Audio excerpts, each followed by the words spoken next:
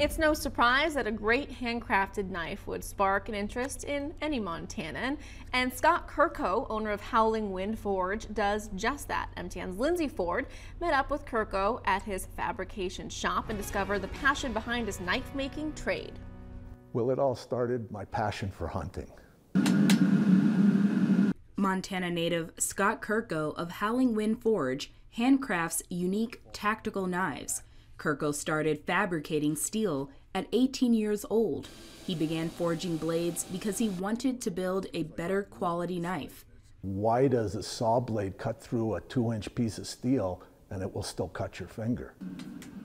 But a knife, when you're using on an animal, it doesn't.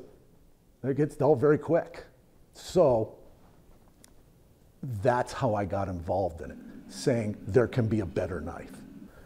I luckily found a man that was my mentor, John Reynolds, had made knives for 40 years.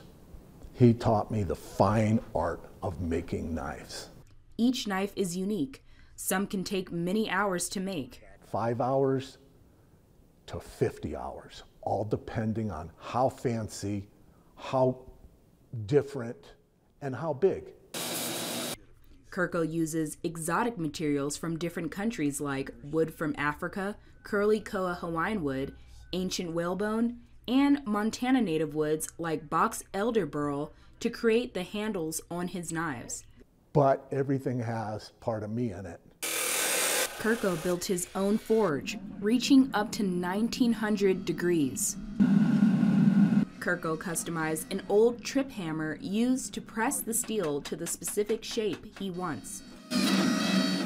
To make a knife is not work in my eyes. It's a love.